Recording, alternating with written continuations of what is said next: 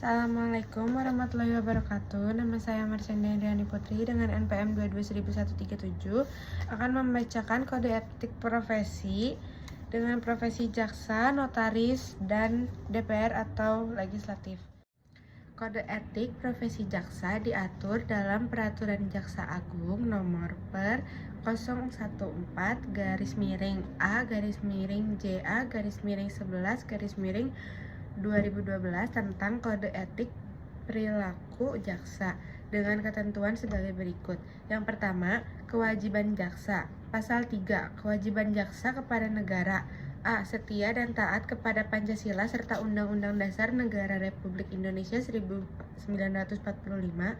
B. Bertindak berdasarkan peraturan perundang-undangan yang berlaku mengindahkan norma agama, kesopanan, kesusilaan yang hidup dalam masyarakat serta menjunjung tinggi hak-hak asasi manusia dan melaporkan dengan segera kepada pimpinannya apabila mengetahui hal yang dapat membahayakan atau merugikan negara. Pasal 4, kewajiban jaksa kepada institusi. A. Menerapkan doktrin Trikarma Adiaksa dalam melaksanakan tugas dan kewenangannya. B. Menjunjung tinggi sumpah dan atau janji jabatan jaksa. C. Menjalankan tugas sesuai dengan visi dan misi Kejaksaan Republik Indonesia. D. Melaksanakan tugas sesuai peraturan kedinasan dan jenjang kewenangan. E. Menampilkan sikap kepemimpinan melalui ketauladanan, keadilan, ketulusan, serta kewibawaan. Dan F. Mengembangkan semangat kebersamaan dan soliditas serta saling memotivasi untuk meningkatkan kinerja dengan menghormati hak dan kewajibannya. Pasal 5, kewajiban jaksa kepada profesi jaksa. A. Menjunjung tinggi kehormatan dan martabat profesi dalam melaksanakan tugas dan kewenangannya dengan integritas, profesional, mandiri, jujur, dan adil. B. Mengundurkan diri dari penanganan perkara apabila mempunyai kepentingan pribadi atau keluarga. C. Mengikuti pendidikan dan pelatihan sesuai dengan peraturan kedinasan. D. Meningkatkan ilmu pengetahuan, keahlian, dan teknologi, serta mengikuti perkembangan hukum yang relevan dalam lingkup nasional dan internasional. E. Menjaga ketidakberpihakan dan objektivitas saat memberikan petunjuk kepada penyidik. F. Menyimpan dan memegang rahasia profesi, terutama terhadap tersangka atau terdakwa yang masih anak-anak dan korban tindak pidana kesusilaan, kecuali penyampaian informasi kepada media, tersangka atau keluarga, korban atau keluarga, dan penasihat hukum sesuai dengan peraturan perundang-undangan. G. Memastikan terdakwa, saksi, dan korban mendapat informasi serta jaminan atas haknya sesuai dengan peraturan perundang-undangan dan hak asasi manusia. H. Memberikan bantuan hukum, pertimbangan hukum, pelayanan hukum, penegakan hukum, atau tindak hukum lainnya secara profesional, adil, efektif, efisien, konsisten, transparan, dan menghindari terjadinya benturan kepentingan dengan tugas bidang lain. Pasal 6, kewajiban jaksa kepada masyarakat. A. Memberikan pelayanan prima dengan menjunjung tinggi supremasi hukum dan hak asasi manusia dan menerapkan pola hidup sesuai dengan nilai-nilai yang berlaku dalam masyarakat. 2. Integritas. Pasal 7. 1. Dalam melaksanakan tugas profesi jaksa dilarang A. Memberikan atau menjanjikan sesuatu yang dapat memberikan keuntungan pribadi secara langsung maupun tidak langsung bagi diri sendiri maupun orang lain dengan menggunakan nama atau cara apapun. B. Meminta dan atau menerima hadiah dan atau keuntungan dalam bentuk apapun dari siapapun yang memiliki kepentingan baik langsung maupun tidak langsung. C. Menangani perkara yang mempunyai kepentingan pribadi atau keluarga ataupun finansial secara langsung maupun tidak langsung. D. Melakukan pemufakatan secara melawan hukum dengan pihak yang terkait dalam penanganan perkara. E. Memberikan perintah yang bertentangan dengan norma hukum yang berlaku. F. Merekayasa fakta-fakta hukum dalam penanganan perkara. G. menggunakan kewenangannya untuk melakukan penekanan secara fisik dan atau psikis. H. Menggunakan barang bukti dan alat bukti yang patut diduga telah direkayasa atau diubah atau dipercaya telah didapatkan melalui cara-cara yang melanggar hukum. 2. Jaksa wajib melarang keluarganya meminta dan atau menerima hadiah atau keuntungan dalam bentuk apapun dari siapapun yang memiliki kepentingan baik, langsung maupun tidak langsung, dalam pelaksanaan tugas profesi jaksa. 3. Kemandirian. Pasal 8. 1. Jaksa melaksanakan tugas, fungsi, dan kewenangannya A. Secara mandiri terlepas dari pengaruh kekuasaan pemerintah maupun pengaruh kekuasaan lainnya, dan B.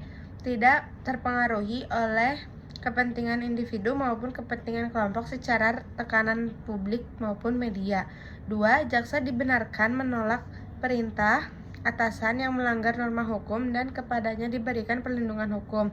3. Penolakan sebagaimana dimaksud pada ayat 2 disampaikan secara tertulis kepada orang yang memberikan perintah dengan menyebutkan alasan dan ditembuskan pada atasan pemberi perintah. 4. Ketidakberpihakan. Pasal 9. Dalam melaksanakan tugas profesi, jaksa dilarang A. Bertindak diskriminatif berdasarkan suku, agama, ras, gender, golongan sosial, dan politik dalam pelaksanaan tugas profesinya.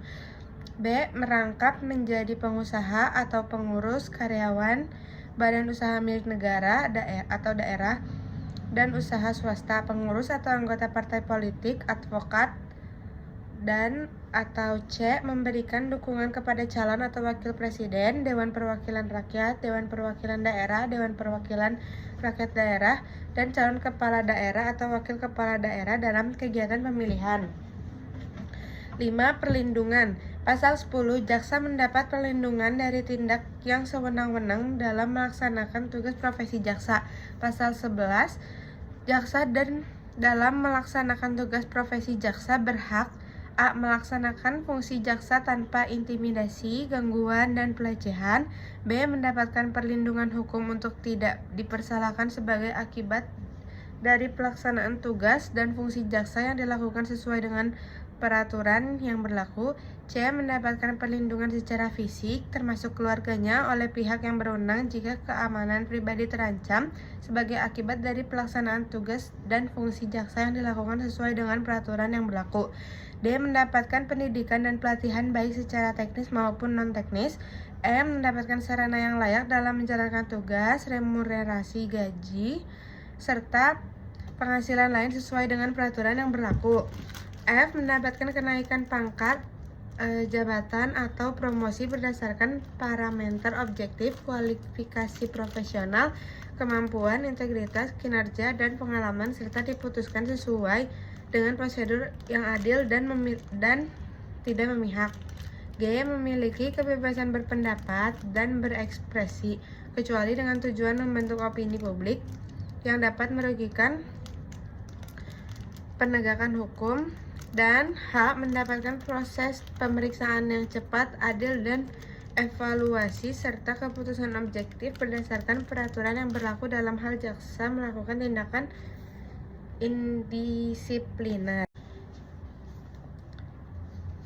Selanjutnya, Kode Etik Profesi Notaris. Berdasarkan pasal 83 ayat 1 Undang-Undang Nomor 30 Tahun 2004 tentang Notaris, Ikatan Notaris Indonesia atau INI pada Kongres Luar Biasa di Bandung pada 27 Januari 2005 telah menetapkan kode etik yang terdapat dalam pasal 13 Anggaran Dasar, yaitu 1. Kewajiban, larangan, dan pengecualian.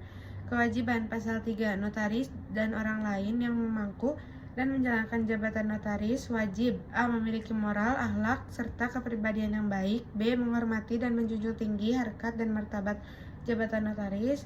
C. Menjaga dan membela kehormatan perkumpulan.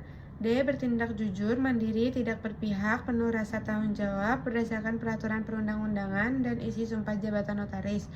E. Meningkatkan ilmu pengetahuan yang telah dimiliki, tidak terbatas pada ilmu pengetahuan hukum dan kenotariatan.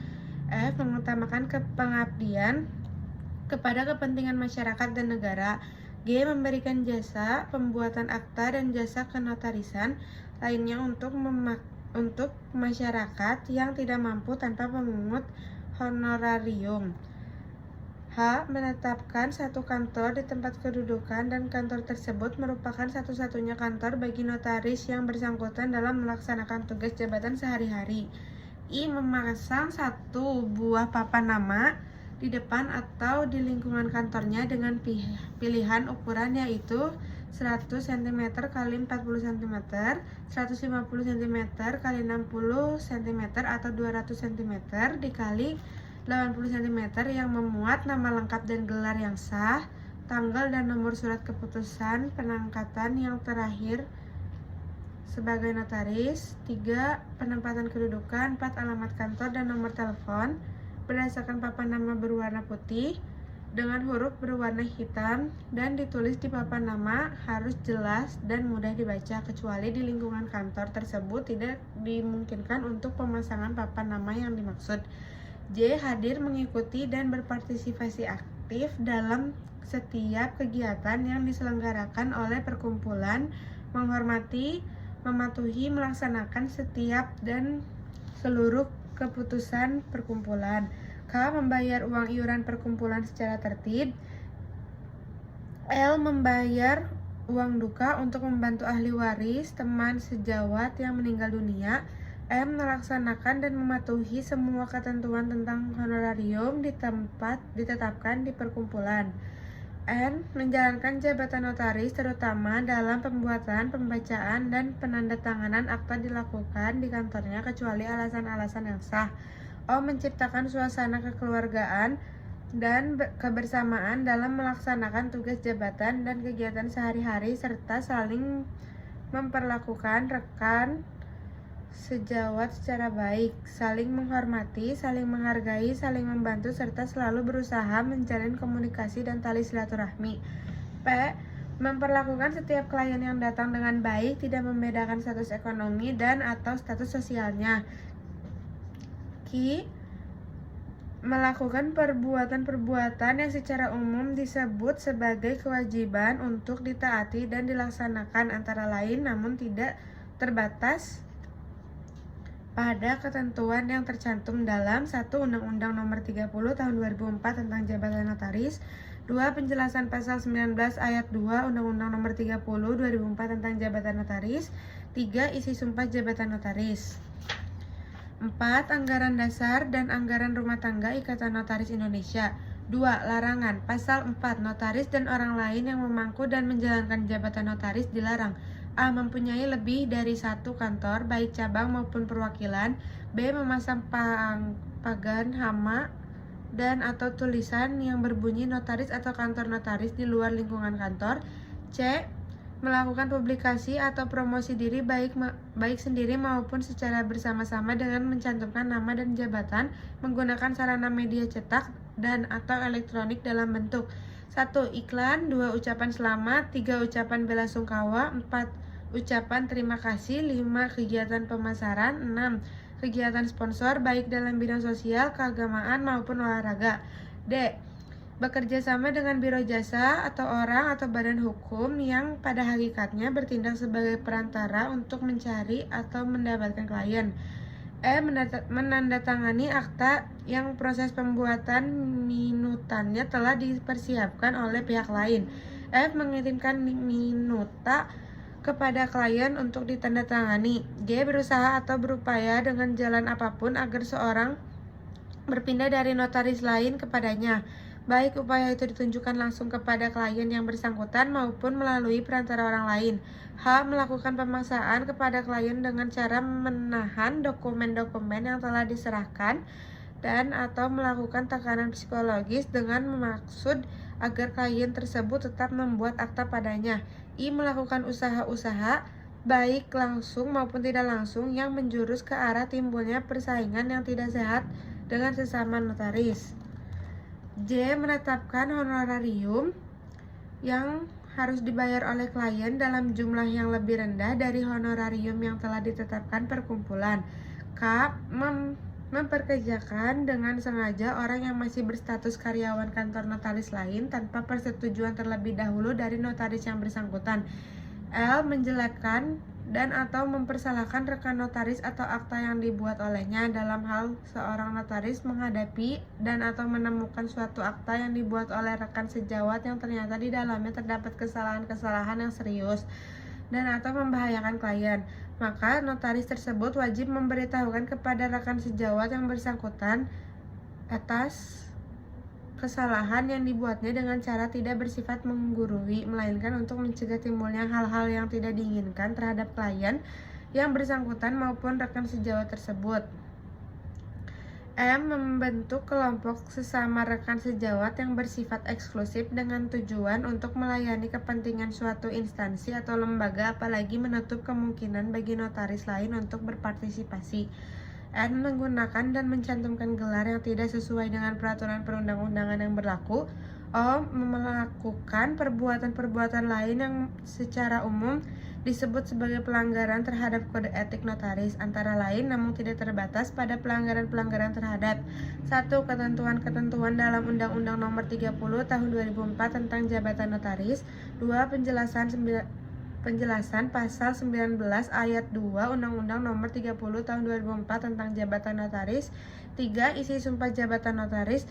4. Hal-hal yang menuntut ketentuan anggaran dasar, anggaran rumah tangga, dan atau keputusan-keputusan lain yang telah ditetapkan oleh Organisasi Ikatan Notaris Indonesia tidak boleh dilakukan oleh anggota. 3. Pengecualian. Pasal 5. Hal-hal tersebut di bawah ini merupakan pengecualian, oleh karena itu tidak termasuk pelanggaran, yaitu A. Memberikan ucapan selamat, ucapan berduka cita dengan menggunakan kartu ucapan, surat, karangan bunga, ataupun media lainnya yang tidak mencantumkan notaris tetapi hanya nama saja.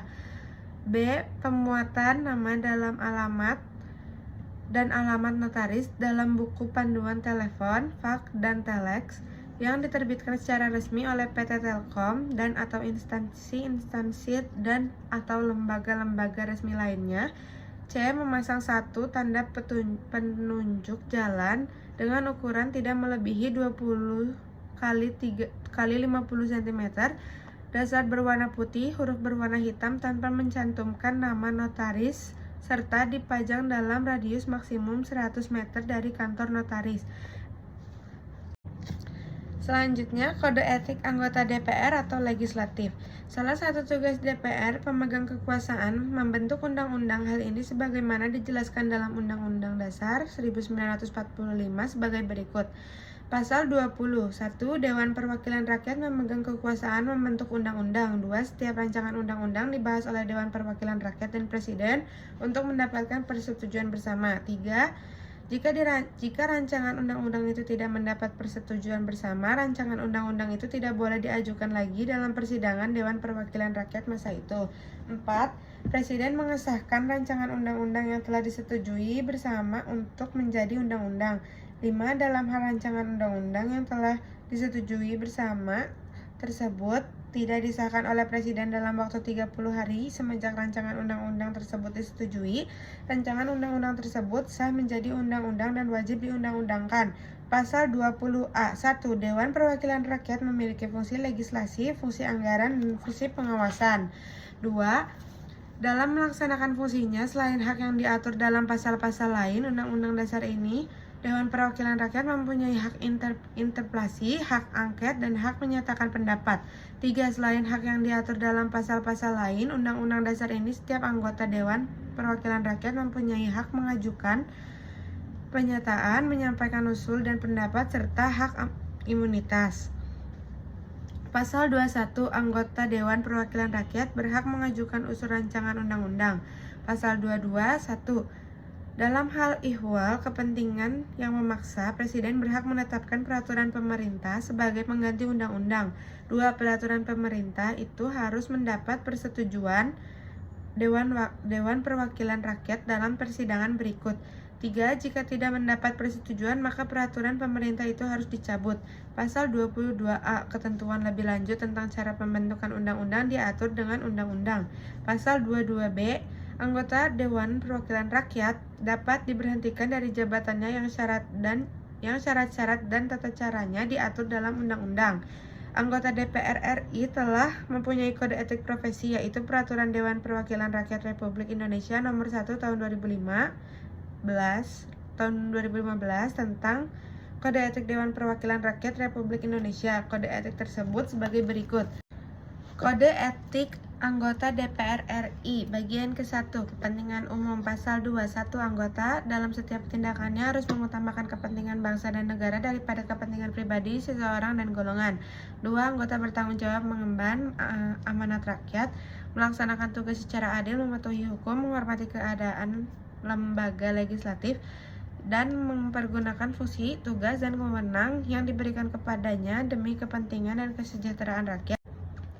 3. Anggota mengutamakan penggunaan produk dalam negeri. 4. Anggota harus selalu menjaga harkat martabat, kehormatan, citra, dan kredibilitas dalam melaksanakan fungsi, tugas, dan wewenangnya, serta dalam menjalankan kebebasannya menggunakan hak berekspresi, beragama, berserikat, berkumpul, dan mengeluarkan pikiran dengan lisan dan tulisan. 5. Anggota yang ikut serta dalam kegiatan organisasi di luar DPR harus mengutamakan tugasnya sebagai anggota. Bagian kedua, integritas. Pasal 3. 1. Anggota harus menghindari perilaku tidak pantas atau tidak patut yang dapat merendahkan citra dan kehormatan DPR baik di dalam gedung DPR maupun di luar gedung DPR menurut pandangan etika dan norma yang berlaku dalam masyarakat. 2. Anggota sebagai wakil rakyat memiliki pembatasan pribadi dalam bersikap, bertindak, dan berperilaku. 3. Anggota dilarang memasuki tempat prostitusi, perjudian, dan tempat lain yang dipandang tidak pantas secara etika, moral, dan norma yang berlaku umum di masyarakat kecuali untuk kepentingan tugasnya sebagai anggota DPR dalam wilayah Negara Kesatuan Republik Indonesia. 4. Anggota harus menjaga nama baik dan kewibawaan DPR. 5. Anggota dilarang meminta dan menerima pemberian atau hadiah selain dari apa yang berhak diterimanya sesuai dengan ketentuan peraturan perundang-undangan. Bagian ketiga, hubungan dengan mitra kerja. Pasal 41. Anggota harus bersikap profesional dalam melakukan hubungan dengan mitra kerja. 2. Anggota dilarang melakukan hubungan dengan mitra kerjanya untuk maksud tertentu yang mengandung potensi korupsi, kolusi, dan nepotisme. Bagian keempat, akuntabilitas. Pasal 5. 1. Anggota bertanggung jawab atas tindakan yang dilakukan dalam rangka menjalankan fungsi, tugas, dan wewenangnya demi kepentingan negara. 2. Anggota harus bersedia untuk diawasi oleh masyarakat dan konstitusinya. 3. Anggota wajib menyampaikan dan memperjuangkan aspirasi rakyat kepada pemerintah, lembaga, atau pihak yang terkait secara adil tanpa memandang suku, agama, ras, golongan, dan gender. 4. Anggota harus mampu memberikan penjelasan dan alasan ketika diminta oleh masyarakat atas ditetapkannya sebuah kebijakan DPR berkaitan dengan fungsi, tugas, dan wewenangnya. Bagian kelima, keterbukaan dan konflik kepentingan. Pasal 6. 1. Sebelum mengemukakan pendapat dalam pembahasan suatu permasalahan tertentu, anggota harus menyatakan di hadapan seluruh peserta rapat jika ada suatu keterkaitan antara permasalahan yang sedang dibahas dengan kepentingan pribadinya di luar kedudukan sebagai anggota. 2. Anggota mempunyai hak suara dalam setiap rapat dan dalam setiap pengambilan keputusan kecuali mempunyai konflik kepentingan dengan permasalahan yang sedang dibahas. 3. Anggota dalam menyampaikan hasil rapat harus sesuai dengan kapasitasnya baik sebagai anggota maupun sebagai pimpinan alat kelengkapan DPR. 4. Anggota dilarang menggunakan jabatannya untuk mencari kemudahan dan keuntungan pribadi, keluarga, sanak famili, dan golongan. 5. Anggota dilarang menggunakan jabatan untuk mempengaruhi proses peradilan yang ditunjukkan untuk kepentingan pribadi dan atau pihak lain. Bagian ke-6, rahasia. Pasal 7. Anggota wajib menjaga rahasia yang dipercayakan kepadanya termasuk hasil rapat yang dinyatakan sebagai rahasia sampai dengan batas waktu yang telah ditentukan atau sampai dengan masalah tersebut sudah dinyatakan terbuka untuk umum. Bagian ke-7, kedisiplinan. Pasal 8. 1. Anggota harus hadir dalam setiap rapat yang menjadi kewajibannya. 2. Anggota yang tidak menghadiri setiap rapat sebagaimana dimaksud pada ayat 1 harus disertai keterangan yang sah dan dari pimpinan fraksi atau ketua kelompok fraksi. 3. Anggota dalam melaksanakan tugasnya harus berpakaian rapi, sopan, dan resmi. 4. Anggota harus aktif selama mengikuti rapat terkait dengan pelaksanaan fungsi, tugas, dan wewenangnya. 5. Anggota dilarang menyimpan, membawa, dan menyalahgunakan narkoba dalam jenis serta bentuk apapun sesuai dengan ketentuan perundang-undangan. Bagian ke-8, hubungan dengan konstituen atau masyarakat. Pasal 9, anggota harus memahami dan menjaga kemajmukan yang terdapat dalam masyarakat, baik berdasarkan suku, agama, ras, jenis kelamin, golongan, kondisi fisik, umur, status sosial, status ekonomi, maupun pilihan politik. Anggota dalam melaksanakan fungsi, tugas, dan wewenangnya tidak diperkenankan berprasangka buruk atau bias terhadap seseorang atau suatu kelompok atas dasar alasan yang tidak relevan, baik perkataan maupun tindakan. 3. Anggota harus mendengar dengan penuh perhatian atas keterangan para pihak dan masyarakat yang diundang dalam rapat atau acara DPR. 4. Anggota harus menerima dan menjawab dengan sikap penuh kepengertian terhadap pengaduan dan keluhan yang disampaikan oleh masyarakat. Bagian ke-9, perjalanan dinas. Pasal 10.1, anggota dapat melakukan perjalanan dinas ke dalam atau ke luar negeri dengan biaya negara sebagaimana diatur dalam ketentuan peraturan perundang-undangan. 2. Perjalanan dinas sebagaimana dimaksud pada ayat 1 dilakukan dengan menggunakan anggaran yang tersedia dan dilakukan sesuai dengan ketentuan peraturan perundang-undangan. 3. Anggota tidak boleh membawa keluarga dalam suatu perjalanan dinas kecuali dimungkinkan oleh ketentuan peraturan perundang-undangan atau atas biaya sendiri. Bagian ke-10, independensi. Pasal 11, satu anggota MKD harus bersikap independen dan bebas dari pengaruh fraksinya atau pihak lain dalam melaksanakan fungsi, tugas, dan wewenangnya. 2. Anggota pimpinan fraksi dan atau pimpinan DPR dilarang melakukan upaya intervensi terhadap keputusan MKD. 3. Dalam melaksanakan fungsi, tugas, dan wewenangnya, anggota tidak diperkenankan memenuhi panggilan penegak hukum tanpa ada persetujuan tertulis dari MKD kecuali ditentukan lain oleh undang-undang yang mengatur mengenai Majelis Pemusyawaratan Rakyat, Dewan Perwakilan Rakyat, Dewan Perwakilan Daerah, dan Dewan Perwakilan Rakyat Daerah. Bagian ke-11, pekerjaan lain di luar tugas kedewanan. Pasal 12, anggota wajib mendahulukan fungsi, tugas, dan wewenang sebagai anggota. Bagian ke-12, hubungan dengan wartawan. Pasal 13, 1. Anggota wajib menjaga hubungan profesional dengan wartawan. 2. Anggota dapat menjelaskan kepada wartawan mengenai data dan informasi yang didapat dalam rapat kecuali yang bersangkutan tidak menghadiri rapat serta data informasi rapat yang bersifat rahasia. 3. Anggota harus selektif dalam melayani a. permintaan penjelasan yang berupa pendapat, pemikiran, dan gagasan jika diajukan pertanyaan oleh setiap wartawan yang tidak memenuhi persyaratan peliputan. B. Permintaan penjelasan yang berupa pendapat, pemikiran, dan gagasan jika diajukan di tempat yang tidak memenuhi persyaratan peliputan pers. Bagian ke-13, hubungan dengan tamu di lingkungan DPR. Pasal 14, satu anggota menjaga hubungan profesional dengan tamu. 2. Anggota wajib menerima dan melayani tamu yang terdaftar di unit Sekretariat Jenderal DPR sesuai dengan tata cara penerimaan dan melayani tamu. 3. Anggota wajib menerima dan melayani tamu di tempat yang memenuhi persyaratan dalam tata cara penerimaan dan melayani tamu. 4. Anggota dilarang menerima tamu yang dianggap tidak mematuhi aturan di gedung DPR selama tamu berada di gedung DPR. Bagian ke-14, hubungan antara anggota-anggota dengan alat kelengkapan DPR. Pasal 15, satu sesama anggota harus saling menghormati dan menghargai fungsi, tugas, dan wewenang masing-masing sesuai dengan penugasan pada alat kelengkapan DPR. 2. Anggota wajib menjaga hubungan yang profesional dengan pimpinan alat kelengkapan DPR. 3. MKD dapat meminta keterangan dan berkonsultasi dengan pimpinan alat kelengkapan DPR terkait dengan permasalahan pelaksanaan fungsi, martabat, kehormatan, citra, dan kredibilitas DPR.